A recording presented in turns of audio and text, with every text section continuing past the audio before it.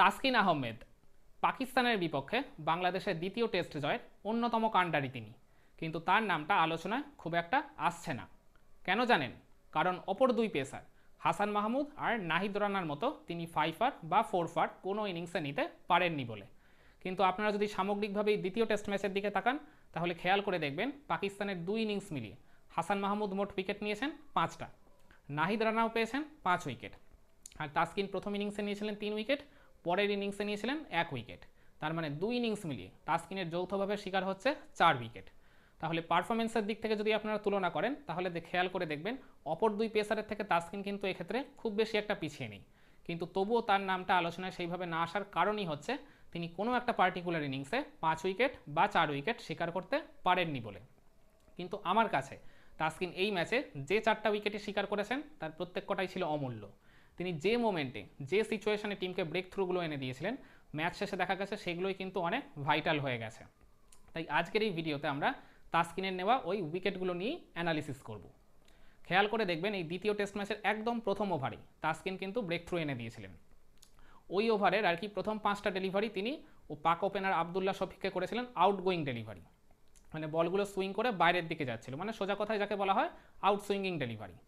তো আর কি এমনি টেস্ট ম্যাচ এত লম্বা সময়, তার উপর কোনো এক বোলার যখন মানে ফার্স্ট ওভারের প্রথম 5টা বল যখন আর কি একই রকম বল করেন তখন আর কি লাস্ট বলটা তিনি কী বা এমন ডিফারেন্ট করবেন, এরকমই হয়তো মনে মনে ভাবছিলেন আবদুল্লাহ শফিক। তিনিও ভেবেছিলেন হয়তো যে আর কি বলটা সুইং করে হয়তো তাসকিন ওই লাস্ট বলটাও বাইরের দিকেই নিয়ে যাবেন কিংবা একটা স্ট্রেটার মেরে সামনের দিকে নিয়ে যাওয়ার চেষ্টা করবেন, এটাই হয়তো বা তিনি ভেবেছিলেন। তিনি মেন্টালি ওই রকমই প্রিপারেশন নিয়ে রেখেছিলেন লাস্ট বলে শট খেলার জন্য। কিন্তু এই জায়গাটাতেই তাসকিন তার সাথে একটা মাইন্ড গেম খেলে দিলেন। তিনি প্রায় ওই একই লাইন, একই লেংথ, একই করিডোরে বল পিচ আপ করিয়ে লাস্ট ডেলিভারিটা তিনি করলেন ইনকামিং ডেলিভারি, মানে বলটা সুইং করে ভেতরের দিকে গেল। আর আবদুল্লাহ শফিক তো আর কি আউটগোয়িং ডেলিভারি ভেবে আর কি ওইভাবেই আর কি প্রিপারেশন নিয়েছিলেন শট খেলার, ফলে তার ব্যাট আর প্যাডের মাঝে অনেক বড় একটা গ্যাপ ক্রিয়েট হলো, আর ওই ফাঁক দিয়েই আর কি বলটা তার স্টাম্পে আঘাত করলো। তখন তিনি 0 রানে আউট হয়ে গেলেন, পাকিস্তানেরও স্কোর হয়ে গেল 0 রানে 1 উইকেট। তো আর কি দেখতে গেলে মানে তাসকিন এই মানে আবদুল্লাহ শফিকের সাথে একটা পুরোপুরি মাইন্ড গেম খেলে এক প্রকার তাকে সেট ট্র্যাপ করে আর কি তার উইকেটটা পিক করেছিলেন। এরপর দ্বিতীয় উইকেটের কথায় আসি, তখন পাকিস্তান কিন্তু বেশ শক্তপোক্ত একটা অবস্থানে চলে গেছিল। তখন তাদের স্কোর হয়ে গেছিল সম্ভবত 151-3। ওই চতুর্থ উইকেটে বাবর আজম আর সাওয়াদ সাকিলের মধ্যে একটা 29 রানের জুটিও গড়ে উঠেছিল, বেশ তাদেরকে কমফোর্টেবলি লাগছিল, ভালো টাচেই তারা ছিলেন দুই ব্যাটারি। কিন্তু তখন আর কি আমার মনে আছে সাওয়াদ সাকিলকে আর কি তাসকিন যে ওভারে ফিরিয়েছিলেন সেই ওভারের প্রথম 2টা ডেলিভারি সাওয়াদ সাকিল কিন্তু খুব সুন্দর একটা কাট করে আর একটা স্কোয়ার ড্রাইভ করে তাকে বাউন্ডারি মেরেছিলেন। তাসকিন ওই ডেলিভারিগুলো করেছিলেন আর কি ওভার দ্য উইকেটে। কিন্তু এরপরেই তিনি একটা স্ট্র্যাটেজি বদল করলেন, ওই ওভারের লাস্ট 2খানা ডেলিভারি তিনি করলেন রাউন্ড দ্য উইকেটে এসে।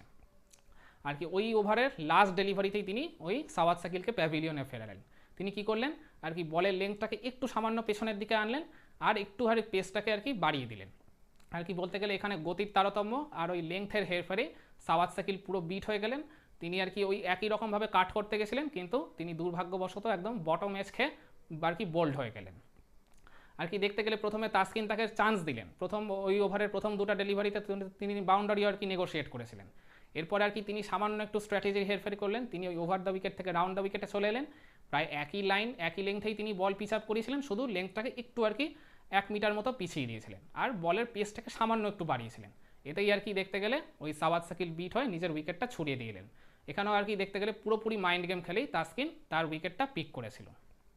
এরপর থার্ড উইকেটের কথায় আসি, ওই ইনিংসেরই তখন আর কি পাকিস্তানের 8 উইকেট চলে গেছিলো। তখন তাদের ক্রিজের শেষ স্বীকৃত ব্যাটার বলতে আগা সালমান, তিনি কিন্তু খুবই ডেঞ্জারাস হয়ে উঠছিলেন।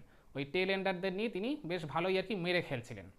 আমার মনে আছে যে ওভারে তাসকিন তাকে ফিরিয়েছিলেন ওই ওভারের সেকেন্ড ডেলিভারিতেই তাসকিনের করে একটা শর্ট পিচ লেংথের ডেলিভারিতে আগা সালমান হুক করে আর কি ফাইন লেগ ক্লিয়ার করে 6 মেরেছিলেন। ওই ওভারের একদম লাস্ট ডেলিভারিতেই তাসকিন তাকে প্যাভিলিয়নে ফিরিয়েছিলেন। কীভাবে?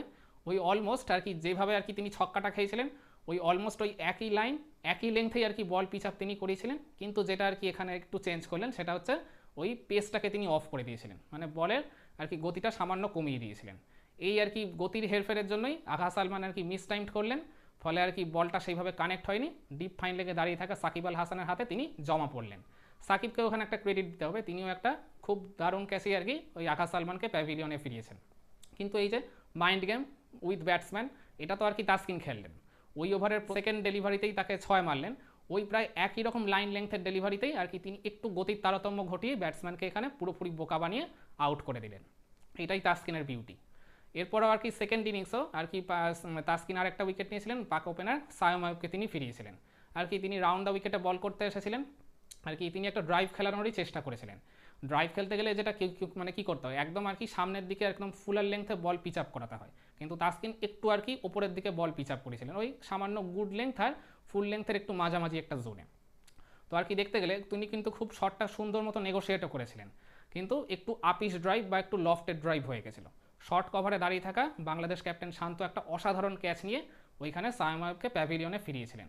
ওই স্পেশালি শান্তর ওই ক্যাচটার জন্যই আমি বলবো যে এই উইকেটটা যতটা না তাসকিনের ছিল তার থেকে বেশি ছিল শান্তর। সে যাই হোক আর কি, মানে বোলার হিসেবে তাসকিন যখন উইকেট নিয়েছেন তখন তো ওই উইকেটটা তার খাতাতেই যোগ হয়েছে। তিনি আর কি ওই ড্রাইভ করার চান্সটা দিয়েছিলেন বলেই না সেই পাতা ফাঁদে তিনি পা দিলেন, আর এখানে শান্তর তো একটা এক্সট্রা বিট অফ ক্রেডিট রয়েছেই অবশ্যই। এইভাবেই আর কি তাসকিন তার আর কি অমূল্য 4টা উইকেট পিক করে আর কি দলকে সাহায্য করেছেন। তিনি যে মোমেন্টে আর কি ব্রেক থ্রুগুলো এনে দিয়েছিলেন সেগুলো কিন্তু দেখা গেছে খুবই ভাইটাল ছিল। আর কি দেখতে গেলে তাসকিন এর আগে লাস্ট টেস্ট খেলেছিলেন 2023-এর জুন মাসে আফগানিস্তানের বিরুদ্ধে।